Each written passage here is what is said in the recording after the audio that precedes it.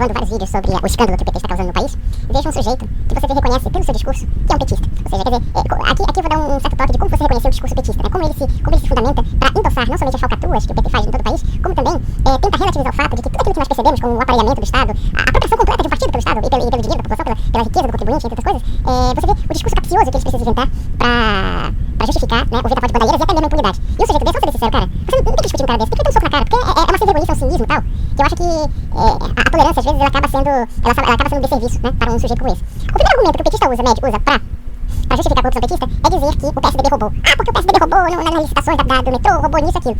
E, bom, dentro dessa lógica, o fato de supostamente o PSDB ter roubado na lógica deles, quer dizer que se o PSDB pode roubar, naturalmente que o PT pode roubar e pode roubar até muito mais, né, dentro dessa lógica. Ou seja, quer dizer, na lógica doentia do petismo, o fato de você ter colocado praticamente todas as elites econômicas na cadeia, quase todos, se você analisar bem, os maiores dos vários empreiteiros do país estão na cadeia por causa da corrupção dentro do PT, então naturalmente que você tem que, ao invés de você usar olha só o argumento lógico, ao invés de você usar o argumento de que você está colocando na cadeia petista pra você colocar também na cadeia PSDB ladrão, é justamente o contrário. Eles argumentam que se o PSDB supostamente está na impunidade, então você também tem que defender a impunidade do PT. Essa que é a lógica do petismo, a primeira grande lógica do petismo. A segunda lógica petista que eles tentam, né, avacalhar, é afirmar, né, é sempre afirmar que o Brasil cresceu na mão do PT, da época do governo Lula, etc, né, enquanto eles tentam demonizar o passado, né, o mundo, quer dizer, desde o descobrimento do Brasil sempre foi um Brasil ruim, um Brasil feio, né, um Brasil atrasado, etc, chegou o PT e pronto, criou o ano zero da revolução, o ano zero da mudança do Brasil, né. Ora, qualquer pessoa com conhecimento histórico relativamente apurado sabe que isso é uma redonda mentira.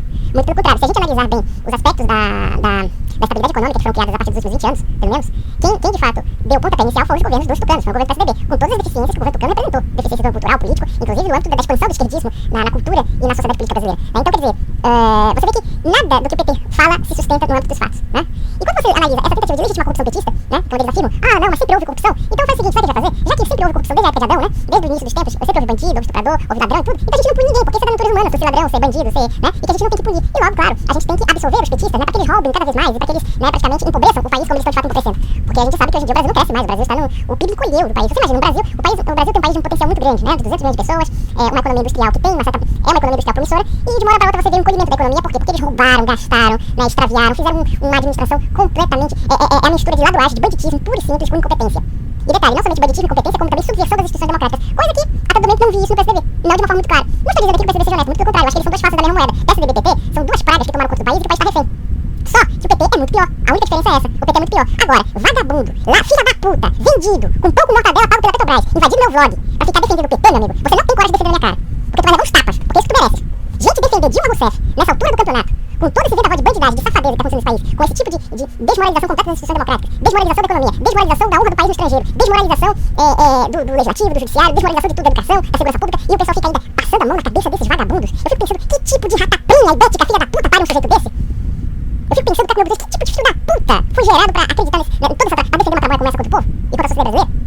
Aí eu fico pensando, meu Deus do céu, né, eu disse, por que esse filho da puta nasceu do puteiro, nasceu, sei lá, da zona do Baixo Meretrício, nasceu, sei lá, na Cracolândia, ou na casa do caralho, pra ficar defendendo uma merda dessa? Defendendo o que tá acontecendo nesse país?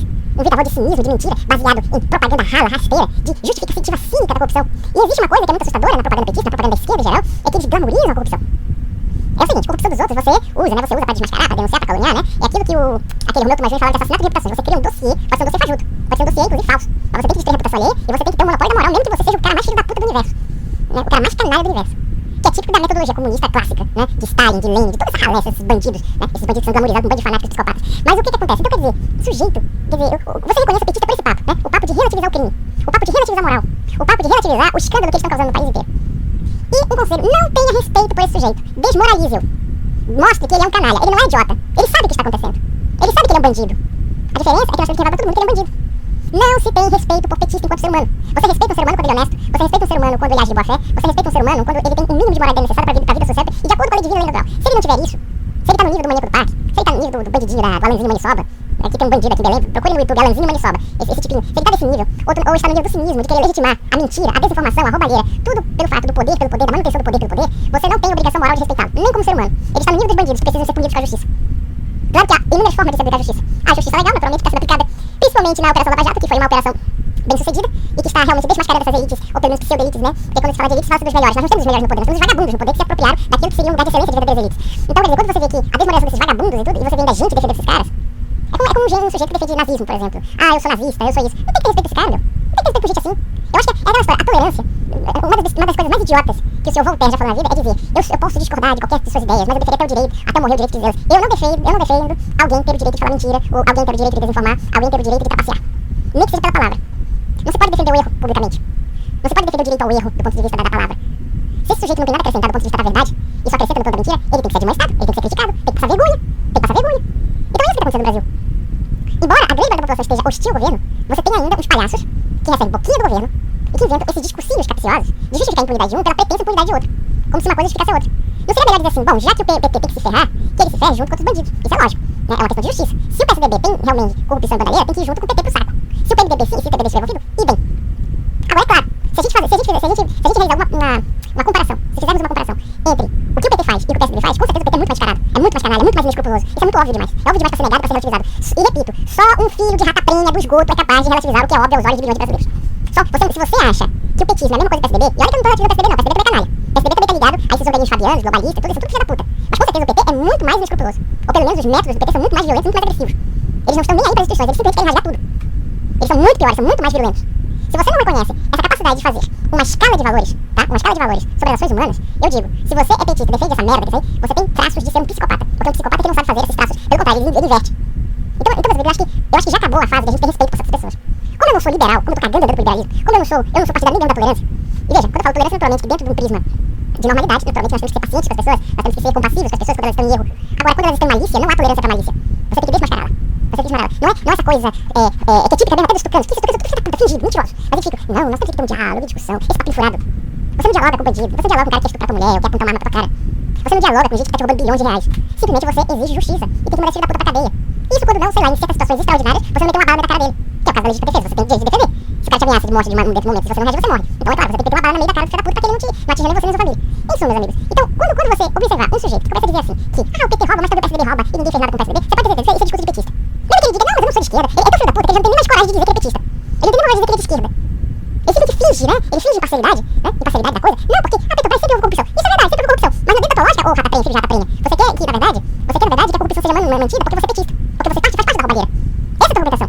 Eu penso que o fato dessas pessoas, as famílias mais ricas do Brasil, as famílias mais privilegiadas do Brasil, que são esses empreiteiros, esses empresários, esses banqueiros, tudo na cadeia, políticos, senadores, tudo na cadeia, e só tá faltando quem? Lula de Moussaint, só pra ir pra cadeia.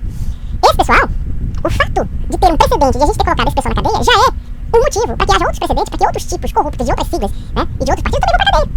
Mas o que o petista faz? O petista diz assim: não, mas isso é uma injustiça ter prendido o petismo, né? Porque os outros também não foram presos. Ou seja, no final da história ninguém vai preso nunca. Ninguém vai preso nunca. Ou quando não, né? Quer dizer, esses relativismos, essas sutilezas mentirosas, ou então como dizer que o PT colocou comida na mesa do brasileiro, coisa parecida, colocou comida no brasileiro, roubou 10 vezes mais o brasileiro, roubou 20 vezes mais o brasileiro. E nós temos que entender que o crescimento econômico que aconteceu no governo Lula foi nada mais nada do que a continuidade das políticas do governo anterior. E mesmo assim, os caras eram tão ávidos de dinheiro que torraram todas as divisas do país, torraram a grana, torraram tudo, roubaram adoidado, transformaram o Estado numa máquina de financiamento do partido e pronto, nós estamos fodidos com a economia encolhida. E veja, quando eu sempre faço essas críticas aqui, a economia pra mim é o que menos me preocupa. Porque é só um país, é só uma mentalidade de ração, mentalidade de gado, pra achar que uma nação ela tem que ser mobilizada tendo vista apenas os bens econômicos. É claro que os bens econômicos não devem ser negligenciados, você paga contas, eu pago conta, todo mundo paga conta. Mas existem outros bens que são muito mais importantes que os bens econômicos, que são os bens morais, são os bens espirituais de um país. E nisto, o PT corrompeu muito mais a nação brasileira do que propriamente o dinheiro. Porque ela transformou o crime como algo compensatório. A mentira, a desinformação, a calúnia, a subversão contra a democracia, a sujeição bovina, covarde, áulica do governo através do uso desenfreado da compra de consciências pelo dinheiro público. Isso pra mim é algo muito pior, mas muito pior do que propriamente a roubalheira da Petrobras. Porque ela afeta as almas, porque ela afeta as consciências. Ou seja, nós estamos transformando, ou seja, o governo e um certo grupo de pessoas está transformando uma sociedade corrupta. Uma sociedade desonesta, uma sociedade de má fé. Uma sociedade trapaceira. E por mais que, veja, todos nós somos propensos ao pecado, todos nós somos propensos a algum tipo de mal. Mas temos que sempre vigiar nossas ações. Seja de qualquer natureza. Claro, todos nós temos pecados. Temos pecados a prestar contas a Deus, de alguma forma. Mas temos que sempre vigiá-los, sempre que corrigi-los, buscar corrigi-los. Pensar, será que eu tenho que fazer essa merda? Será que eu tenho que fazer isso? É isso que nós temos que fazer, nós temos sempre nos policiar. Nos policiar sempre. Então não dá pra legitimar esse tipo de coisa pra criar uma falsa paz de consciência, porque isso é o nosso mal da atualidade. Então, meus amigos, pronto, você já sabe como reconhecer o petista. Quando ele vem com esse papo de querer naturalizar a bandidagem, naturalizar a corrupção, naturalizar a safadeza e dizer que a Dilma Rousseff não é um problema grave na nossa atualidade da política brasileira, pode ter sido uma coisa: esse filho da puta recebe pão com mortadela. Isso quando não recebeu algum tipo de carguinho, de sinecura ou de prêmio de propina do Petrolão e da Petrobras.